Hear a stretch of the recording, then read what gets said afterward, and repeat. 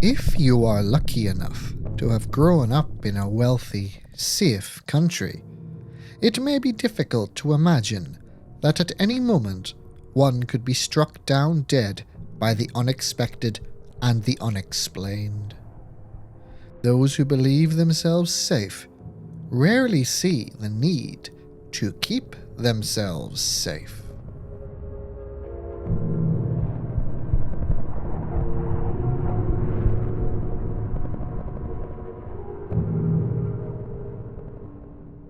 Okay, are we rolling? Reporter Marianne Marsh asked her cameraman Joel. Rolling, he called back.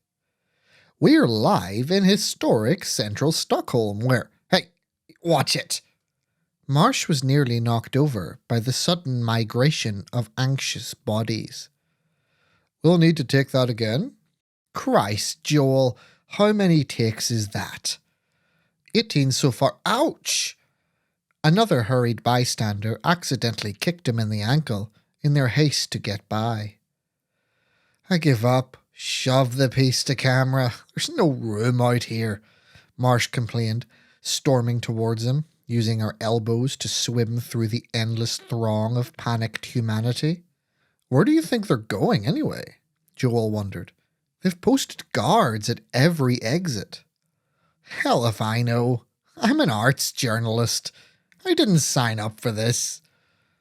As if to emphasize the point, the jarring horns of the Hesse Frederick Crisis Information System went off, as it had been doing on repeat, every 5 minutes since the beginning of the incident. Then a crisp female voice was heard coming from the megaphones of every army truck, police car, and out of every smartphone and car radio simultaneously.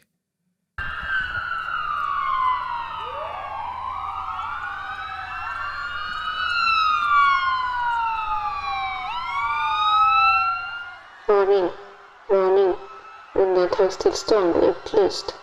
Okänd, möjligen livsfarlig händelse på Skeppsholmen. Förbjudet att lämna eller beträda området inom en radie av 5 kilometer från händelsen. Upprepning, försök inte lämna området utan uppmaning från polis.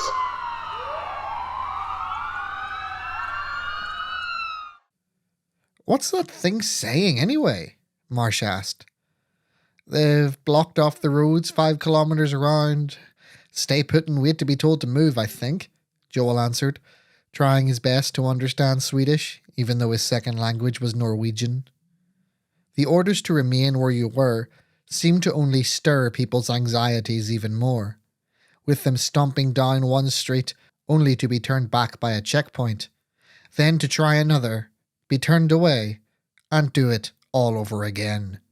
Some people, however, did not have the luxury of pacing their concerns away. Sprawled over the length and breadth of the wide cobblestoned pedestrian zone outside the National Museum was a chaotic spread of police and military vehicles. The injured were lying wherever they could get space. One ambulance had managed to force its way into the area before it was locked down, but the 3 paramedics and their vehicle were next to no help against the several hundred bleeding and traumatized people. The only place which was entirely free of anyone was the meter or so distance between the crowd and the checkpoint at the entrance to the bridge. There were 2 military trucks in front of it, with a set of barricades set up at either side, with armed soldiers manning them. On Marsh's side of the bridge, the soldiers were led by an irritable woman prone to screaming threats at anyone who got too close. It was difficult to see what the other barricade was doing, but in the dim light, it looked like they were pointing their rifles over to the other side, towards a distant mass of shapes on the far shore. For the 4th time, Marsh snarled, flicking her ID in the direction of a darkly dressed man who came up behind them. He scanned it, nodded, and moved on. Those guys give me the chills, Joel muttered, after likewise displaying his ID. What do you think they're looking for? A punch in the nose by the looks of it, she responded. Continuously weaving their way in and out from the crowd in a remarkably stiff manner, the dark-clothed men were questioning bystanders at random, sometimes coming back to the same person multiple times. They usually just asked for identification. However, they were sometimes asked questions like, "Where is the snake's nest?" Even more strangely, they seemed to be fluent in whatever language their target just so happened to speak. They seemed to be operating with the army and police's blessing, who were intervening and compelling anyone who objected to the strange men's advances to comply. Marsh thought, however, that the authorities appeared to be just as unsettled by the strangers as the masses were. The pair's indecisiveness led them to being buffeted about by the crowd and eventually spewed out along its undulating edges. "Oh, we've got to do something," Marsh burst out, gesticulating in desperation. "Like what?" Joel asked, genuinely baffled as to what she could mean. "Do what we came to do. Journalism." "I don't think now's the time to be looking for an interview with the director of the Modern Art Museum," he said grumpily. "Why not?" she asked. "He's right over there." Sat on the ground, leaning against a metal wire sculpture of an arch, was a tuxedo-clad elderly man, surrounded by a number of fellow middle-class art museum staff. "Come on," Marsh said, and frog-marched Joel over to them. "Get the camera rolling. Excuse me." After elbowing a number of people out of the way, Marsh and Joel had set themselves awkwardly in front of the dapper-looking gentleman. "Mr. Sundberg, Marianne Marsh, CBC News. Do you have a moment to talk to us about the extraordinary events we're witnessing all around?" "Oh, I can hardly go anywhere, so why not?" the man said weakly. It was only then that Marsh noticed that his right lower trouser leg was soaked in blood. One of his colleagues had bound a wound tightly with a torn strip of fabric from their clothes.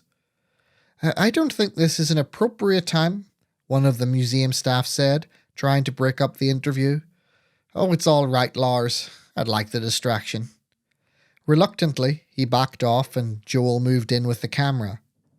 Marsh quickly turned to him. "Marianne Marsh, live at what remains of this year's Global Visual Arts Expo in Stockholm, Sweden. I'm with Museum of Modern Arts Director Bjorn Sundberg. Mr. Sundberg, what happened to you, and how did you injure your leg?"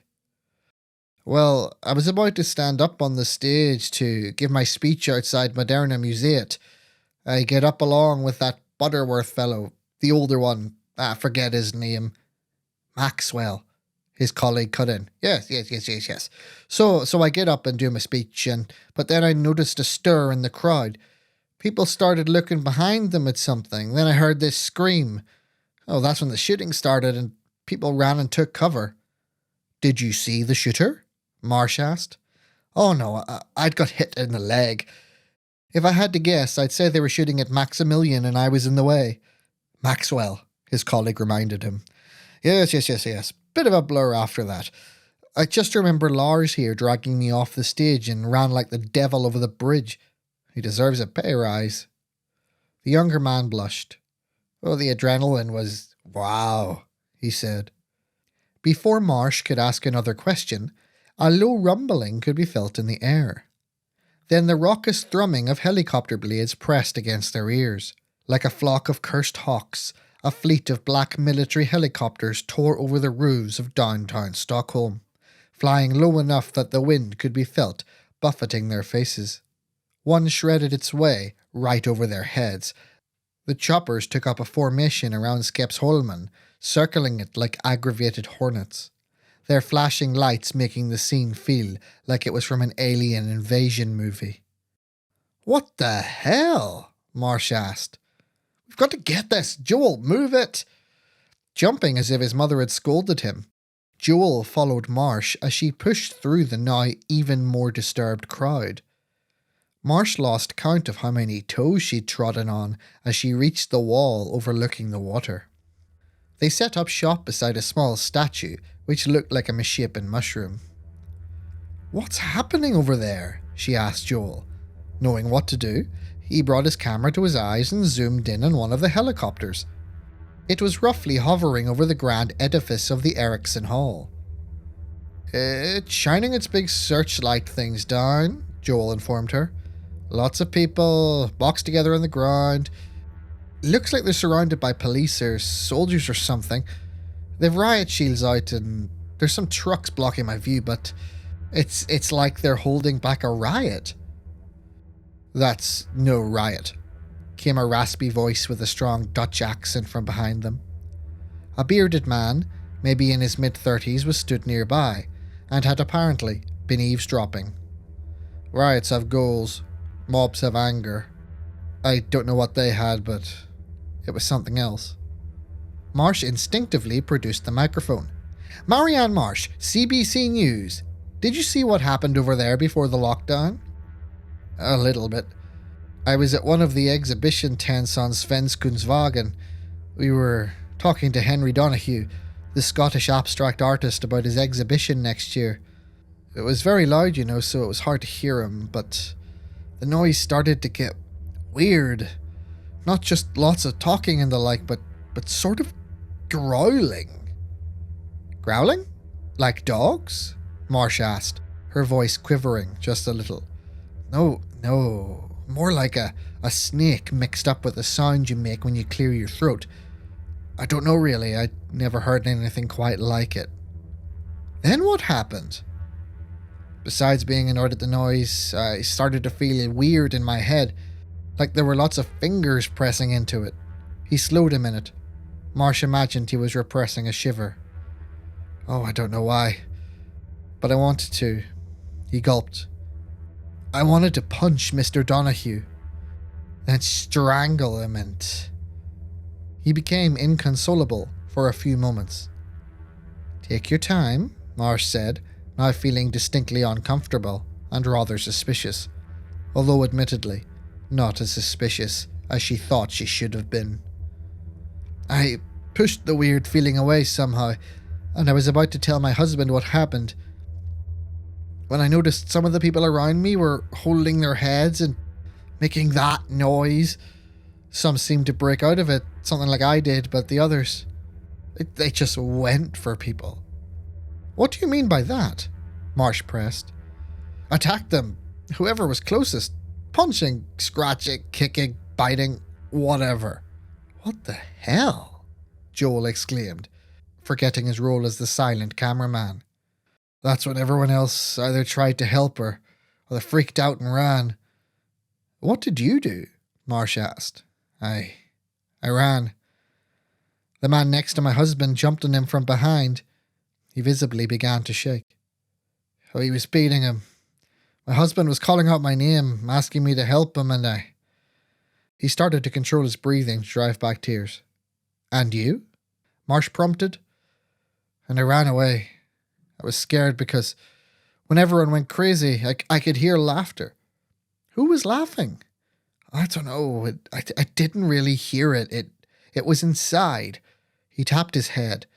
I couldn't hold it together with all that, so I just ran and ran until I reached the bridge and got over it. I left my husband Sid behind. I'm so sorry, Marsh said, genuinely meaning it. I left him behind. I left him behind. I left him behind. Excuse me. He then turns around and fades off into the crowd, leaving Joel and Marsh a few moments to entirely fail at processing what they just heard. Meanwhile, the military checkpoint at the entrance to the bridge had set up a spotlight and would shine it at any sections of the crowd they felt were getting too rowdy. On the other side of the trucks, the soldiers had set up long-range rifles and had them squarely aimed at the darkly clothed combatants manning the other side. Who are they? Marsh wondered out loud. The banner which had been affixed to the bridge, advertising the arts festival, seemed to have lost its eccentric enthusiasm, and now looked like a cheap burial shroud used in a pauper's funeral. The Butterworth brand down the tube, do you think? Joel asked. It'll just be another conspiracy theory to add to the few hundred we already have, Marsh said dismissively. There was a moment of pregnant silence. Do you believe anything that guy said? Joel asked in a meek tone. If you'd have said to me this morning, "Hey Marsh, a Stockholm Arts Festival would end up in martial law," I wouldn't have believed you.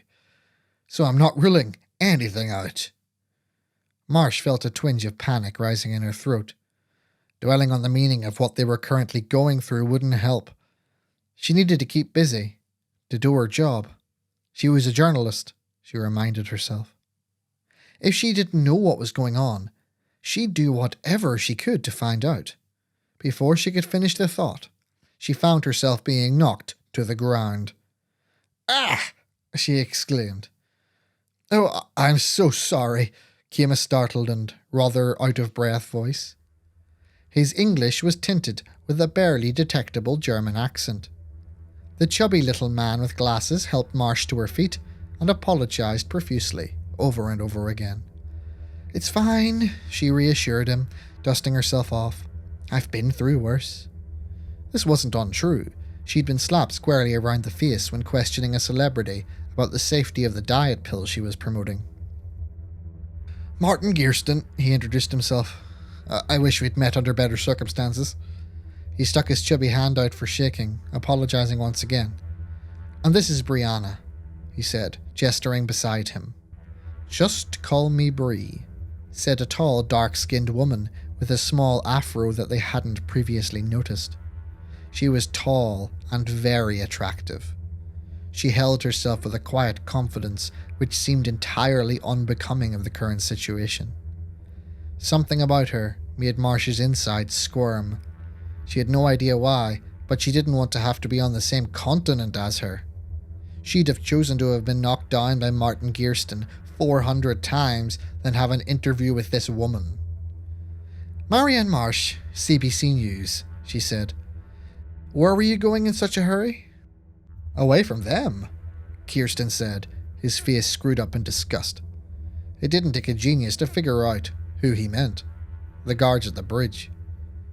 "They wouldn't let me past," he spat in disgust. "They don't let anyone past," Marsh corrected him. "Why would you want to go over there anyway?" "I'm a specialist in these matters." "What matters?" "I can't tell you that," he said awkwardly.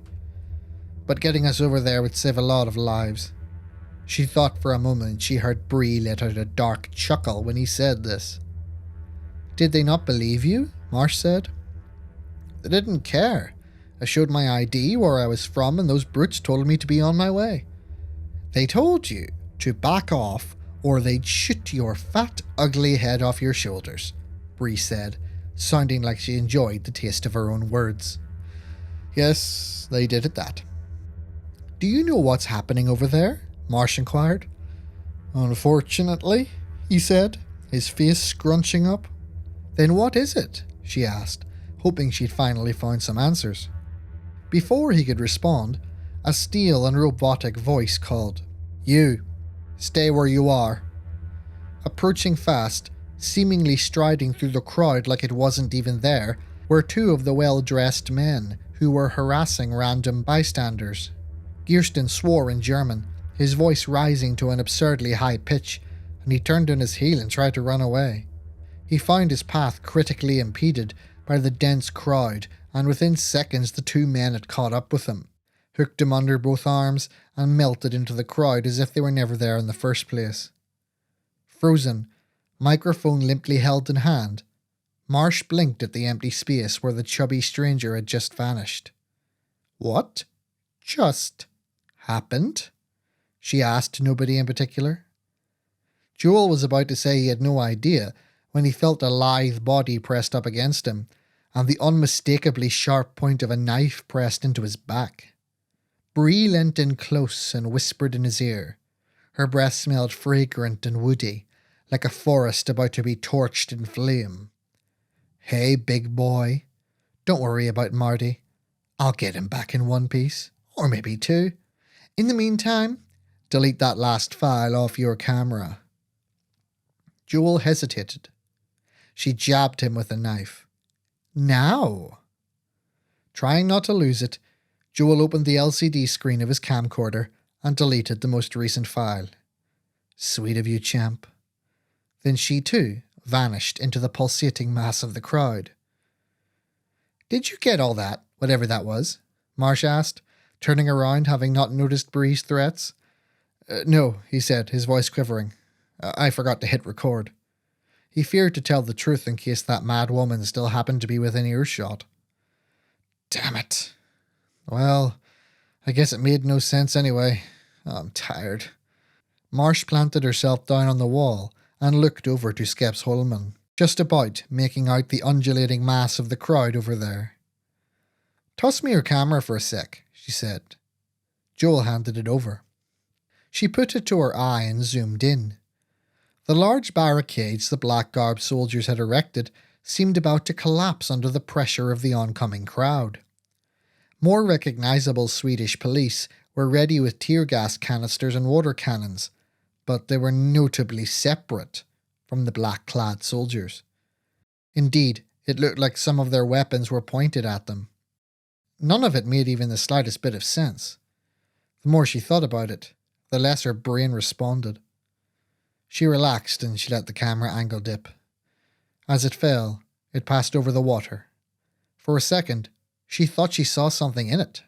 She readjusted and scanned the surface. Sure enough, her sights fell on a disturbance in the water. It was someone swimming. The next few minutes were a blur. Marsh tried to get the attention of the authorities to help pull the person out of the water, but nobody was listening. Eventually, she and Joel shoved their way over to one of those boats which brought tourists on water tours around the city. Sorry, but we can't cast off. They'd said they'd have our heads if we did, one of the crew members yelled at Marsh. Is there any other way we can help? Maybe, he said.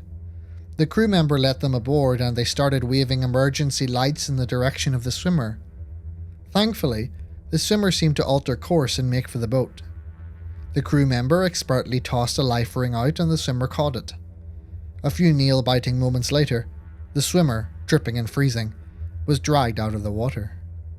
She was a middle-aged woman from the Caribbean. They brought her into the ship's empty cabin and she was given a specialized heat blanket and a hot drink. She was in excellent condition, considering her swim. It's nothing, she said. No need to fuss. I'm a strong swimmer. Once the crew was convinced she'd be fine, they left her alone. However, she asked to talk to whoever had spotted her and facilitated her rescue. This resulted in a surreal, somewhat pleasant scenario where the three of them were having tea in a boat while the roiling crowds right beside them were easily ignored. Thank you so much for pulling me out of the water. I might be a good swimmer, but not so good of a wall climber. Why were you in the drink in the first place? Joel asked. It was either that or be torn apart by savages. Did you see what happened over there? Marsh cut in. The swimmer nodded somberly. Would you mind if we interviewed you about your experiences? She thought for a moment, then agreed. There was a buzz of setting up and the interview commenced. Marianne Marsh, CBC News. I am here with Mrs. Atlanta Christchurch, who just swam over from Skeps Holman Island to escape the incredible events occurring at the Global Arts Exposition in Stockholm, Sweden. This is her story. The camera then focused in on the woman they'd just rescued, and she began to speak. Well, I'm Atlanta, and I was asked to bring my art installation called Mirrors and Sight to this exposition, and set it up as the centerpiece in the courtyard outside Castellet, Stockholm. She brought the front page of the exposition's program into view. It showed a large contraption made of moving mirrors, which via reflecting lights shone from around it, created a range of abstract patterns. They said that my piece was to be the star of the show, and so when I was about to turn it on, there was quite the gathering of artists from around the world. Some of my heroes were there. We did the pleasantries of shaking hands and all that. Then with a few of the sponsors, those Butterworth people beside me, there was a photo op as I pressed the installation's on switch and opened the festival. Then what happened? Before I could do my bit and talk about the piece for publicity, we were interrupted by somebody yelling. It took a while for us to figure out where it came from. Then one of the audience points out that there's someone on the roof of the castle. We look up and sure enough, a man is standing up there screaming down at us. Who was it? I had no idea. Then the guy next to me, Mr. Butterworth, says, "Is that Jimmy up there?" Then another one of them says, "Yeah, I think Jimmy's one of the sons. I'm not sure." But they started demanding all the cameras be turned off and started yelling for everyone to go away. The event was cancelled. What was Jimmy doing on the roof? He was yelling down some nonsense, and while he was lifting something above his head, it looked like an ugly doll or a baby. That's when people started screaming, and I felt like a rock was sitting on my head. And it just went wild. The crowd started attacking each other, and all I could hear was this laughing. I grabbed a few of my colleagues and we ran away from the people trying to smash us up. Oh, my heart. I swear it'll never beat at a normal speed again. Did you escape? A few of us jumped the fence by the water, and the crazies didn't seem to know how to climb it. They just pushed at it with their hands. We tried to call the police while some of us beat them back with rocks or sticks or whatever we could find, but nobody answered. We were trying to figure out what to do, but before we could come up with anything, we started hearing gunfire. Soldiers in black showed up out of nowhere and they started shooting the crazies. It seemed to give them strength or something because the fence came down. We just turned and ran. I don't know what happened to anyone else having nowhere to go. I just jumped in the water. Before further questions could be asked, the boat's crew were thrown into action. "Cast away now," the captain yelled.